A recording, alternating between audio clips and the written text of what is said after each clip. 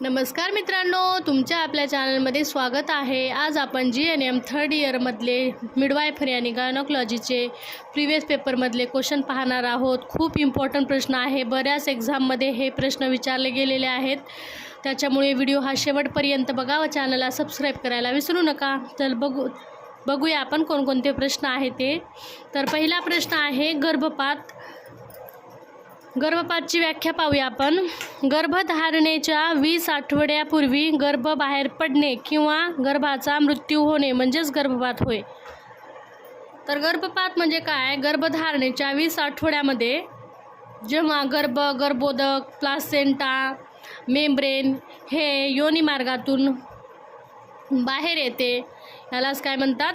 गर्भपात। व यामुळे गर्भाशयात त्याच्यात मृत्यू होतो। तर त्याचे कारणे काय आहे? गर्भपात होण्याचे कारणे पाहणार आहोत। तर नंबर 1चं कारण आहे हार्मोनल बदल, नंबर 2 आहे संसर्ग, नंबर 3चं कारण आहे अपघात, नंबर 4चं कारण आहे गर्भाशयातील दोष, उच्च रक्तदाब किंवा मधुमेह आणि क्रोमोझोमल विकृती। तर काय काय कारणे आहे गर्भपात होण्याचे? हार्मोनल बदल, शरीरामध्ये जेव्हा हार्मोनचे बदल होतात तेव्हा पण गर्भपात होऊ शकतो। काही संसर्ग झाला असेल गर्भाशयामध्ये तरी गर्भपात होऊ शकतो। काही अपघात वगैरे झाला असेल, गर्भाशयामध्ये काही दोष असेल, जर लेडीजचं उच्च रक्तदाब वाढलेला असेल, त्याला मधुमेह जर असेल तर पण गर्भपात होण्याची जास्त शक्यता असते। आणि क्रोमोझोमल विकृती बाळामध्ये जर काही असेल तर पण गर्भपात होऊ शकतो। तर आपण गर्भपात होण्याचे लक्षणे काय काय आहे ते पाहणार आहोत। तर लक्षणेमध्ये नंबर 1 आहे योनीतून रक्तस्राव येणे, नंबर 2 आहे पोटात वेदना होणे, नंबर 3 आहे पाठीचा त्रास, टिश्यू बाहेर येणे, नंबर 5 आहे अशक्तपणा। तर काय काय कारण आहे, लक्षणे आहे चिन्ह आणि लक्षणे आहे गर्भपाताचे। योनी मार्गातून रक्तस्राव येणे, पोटात खूप वेदना होणे, पाठीचा त्रास होणे, टिश्यू जनन मार्गातून बाहेर येणे आणि अशक्तपणा, लेडीजला एकदम अशक्तपणा झाल्यासारखं होतो। त्याच्यासाठी आपण नर्सिंग मॅनेजमेंट काय करणार ते पाहूया। नर्सिंग मॅनेजमेंटमध्ये काय लिहिणार?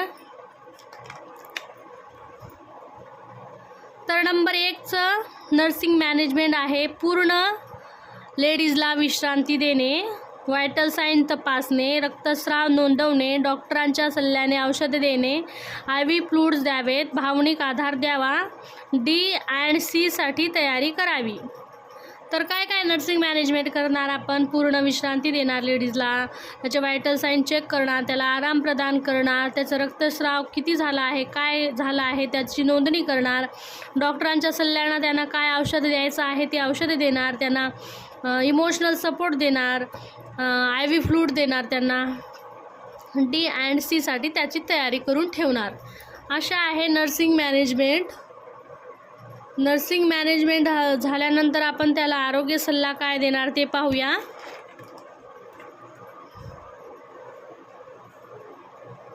आरोग्य सल्ला आहे हेल्थ एज्युकेशन काय काय देणार?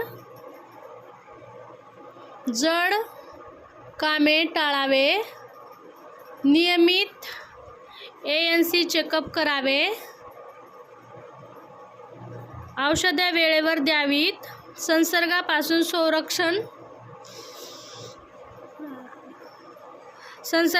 संरक्षण ठेवावेत, पुढील गर्भधारणेपूर्वी डॉक्टरांचा सल्ला द्यावा। काय आरोग्य सल्ला द्यायला त्याला?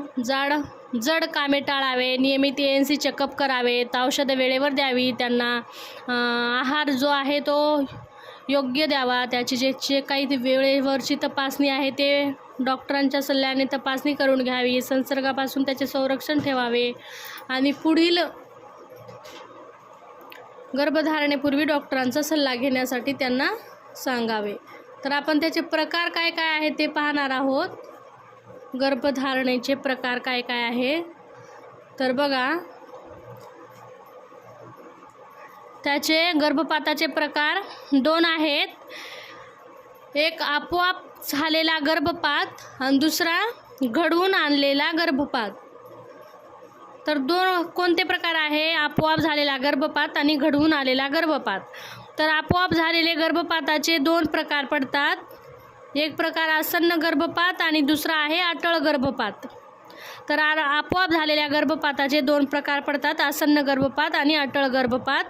तर आसन्न गर्भपाताचे अजून पुढे दोन प्रकार पडतात, मिश्र गर्भपात आणि पूर्ण मासापर्यंत वाढू शकणारा गर्भपात.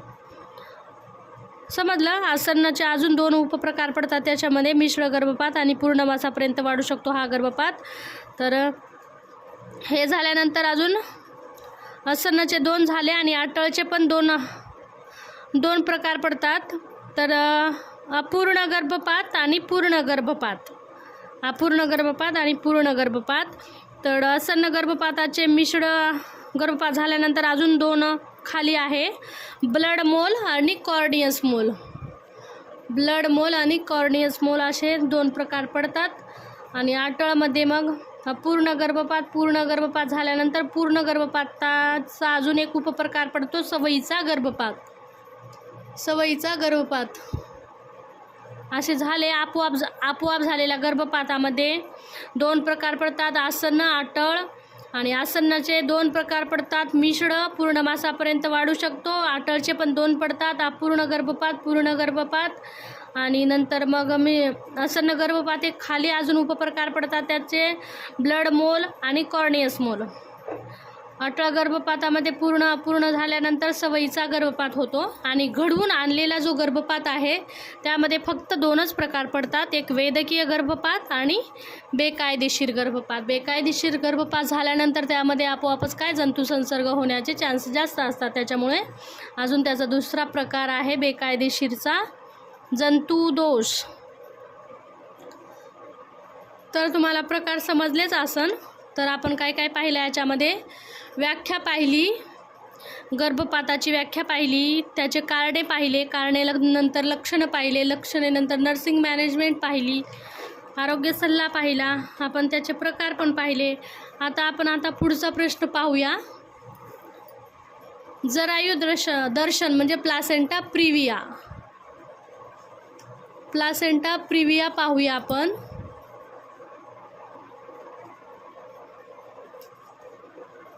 प्लासेंटा प्रिवियामध्ये काय काय आहे? गर्भाशयाच्या खालच्या भागात प्लासेंटा तयार झाल्यामुळे तो अकाली सुटतो आणि प्रसवपूर्व रक्तस्राव होतो, याला प्लासेंटा प्रिविया असे म्हणतात. तर काय आहे प्लासेंटा प्रिवियामध्ये? गर्भाशयाच्या खालच्या भागात प्लासेंटा तयार झाल्यामुळे तो अकाली सुटतो आणि प्रसवपूर्व रक्तस्राव होतो. तर सोपं काय लक्षात राहू द्यायचं, प्लासेंटा हा खालच्या गर्भाशयाच्या खालच्या बाजूला रुजतो, त्याला प्लासेंटा प्रिविया म्हणतात. तर त्याची व्याख्या काय आहे प्लासेंटाची बघूया. गर्भधारणेत बाळाला आईच्या शरीरातून अन्न आणि ऑक्सिजन देणारा एक भाग असतो, त्याला प्लासेंटा म्हणतात. तर काय आहे याची व्याख्या? गर्भधारणेत बाळाला आईच्या शरीरातून अन्न आणि ऑक्सिजन देणारा एक भाग असतो, त्याला प्लासेंटा म्हणतात. त्याचे प्लासेंटाचे आपण जरायू दर्शनाचे कारणे काय आहेत ते पाहणार आहोत. तर कारणे आहे नंबर 1चं, आधी सी सेक्शन झालेला असेल त्याच्यामुळे पण जरायू दर्शन होऊ शकतो. खूप वेळा डिलेवरी झाली असेल त्याच्यामुळे पण जरायू दर्शन होऊ शकतो. 3 जुळे बाळ असतील त्याच्यामुळे पण होऊ शकतो. वय जास्त असेल त्याच्यामुळे पण होऊ शकतो, त्या आधी प्लासेंटा प्रिविया झालेला असेल. तर काय काय कारणे आहे याच्यामध्ये? आधी जर सी सेक्शन झालेला असेल, खूप वेळा डिलेवरी झाली असेल, 3 जुळे बाळ असतील, जास्त वय असेल, आधी प्लासेंटा प्रिविया झालेला असेल, असे याचे जरायू दर्शनाचे कारणे आहेत. आपण आता त्याचे चिन्ह आणि लक्षणे पाहूया काय काय आहेत. चिन्ह आणि लक्षणेमध्ये काय आहे? अचानक नंबर 1 आहे अचानक ब्लिडिंग सुरू होते. नंबर 2 आहे दुखत नाही, पेनलेस ब्लिडिंग असते. नंबर 3 आहे रक्ताचा रंग ताजा लाल म्हणजे ब्राईट रेड असतो. ब्लिडिंग परत होऊ शकते. 4. 5 आहे पोट मऊ म्हणजे युटेरस सॉफ्ट असतो आणि बाळाची पोझिशन चुकीची असू शकते. तर काय काय लक्षणे आहे प्लासेंटा प्रिव्हियाचे? अचानक ब्लिडिंग सुरू होते, पेनलेस ब्लिडिंग असते, याच्यामध्ये रक्ताचा रंग ताजा लाल ब्राईट रेड असतो, ब्लिडिंग परत परत होऊ शकते, पोट हा एकदम सॉफ्ट असतो आणि बाळाची पोझिशन ही चुकीची असल्यामुळे पण प्लासेंटा प्रिव्हिया होऊ शकतो. तर आपण त्याच्यासाठी ट्रीटमेंट काय करणार हे पाहूया. ट्रीटमेंट नंबर 1 आहे,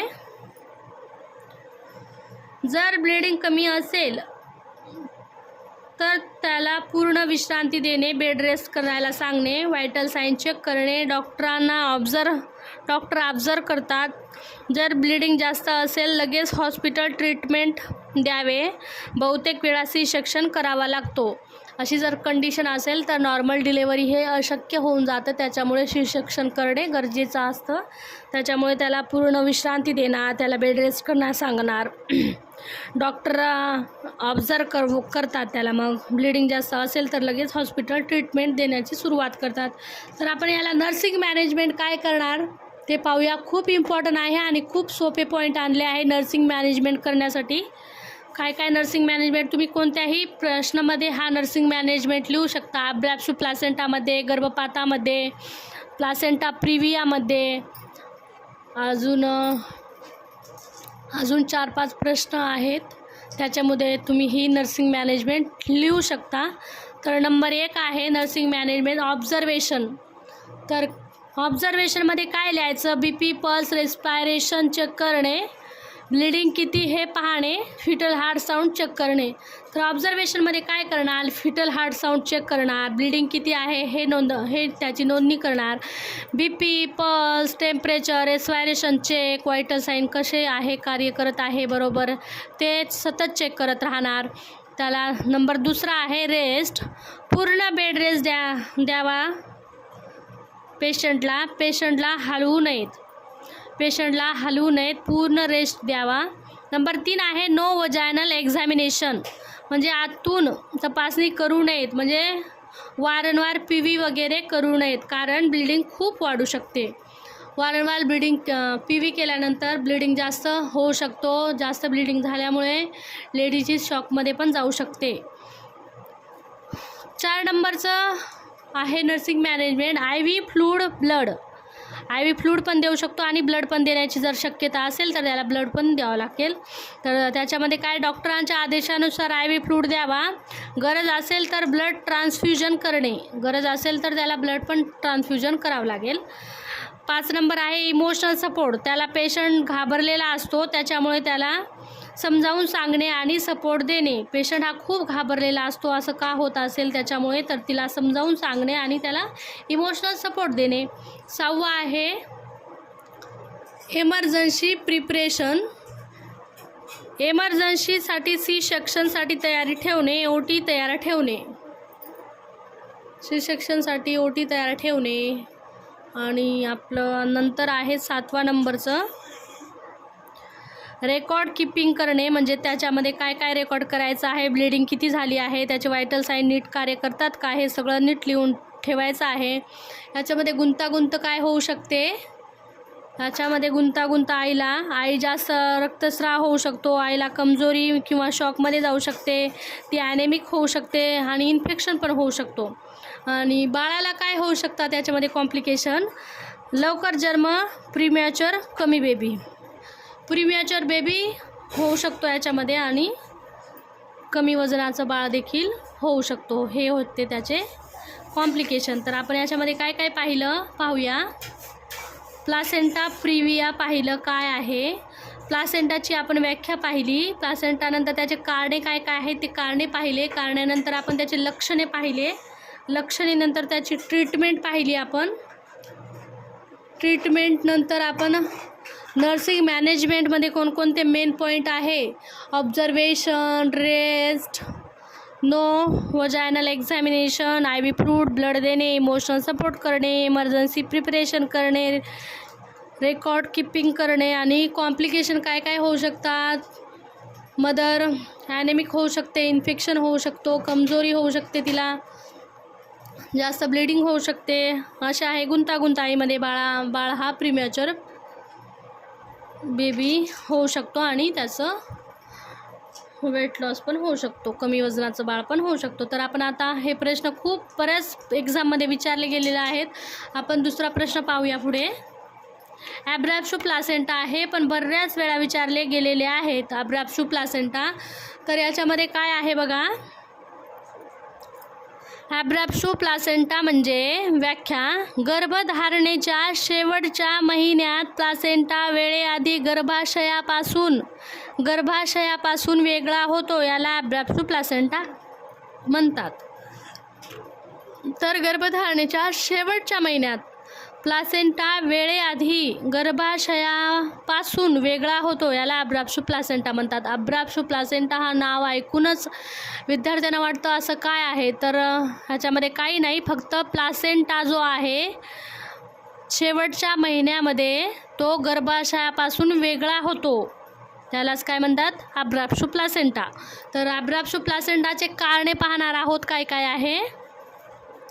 नंबर 1चं कारण आहे BP, उच्च रक्तदाब, पोटावर इजा, ट्रोमा, जास्त ताण, जास्त प्रस्तुती, स्मोकिंग, तंबाखू, अचानक पाणी सुटणे. याचे लक्षणे काय आहे, म्हणजे कारणामध्ये काय काय होतं. BP जर असेल तरी होऊ शकतो, पोटावर इजा झाल्या तरी होऊ शकतो, जास्त ताण सर्व लेडीज घेत असेल तरी पण होऊ शकतो, त्याची जास्त प्रस्तुती झाले तरी होऊ शकतो, ती जर तंबाखू स्मोकिंग करत असेल तरी ॲब्रॅप्शो प्लासेंटा होऊ शकतो, अचानक पाणी सुटणे, हे झाले त्याचे कारणे. आपण पुढे पाहणार आहोत त्याचे लक्षणे, साईन अँड सिम्पटम्स काय काय आहेत.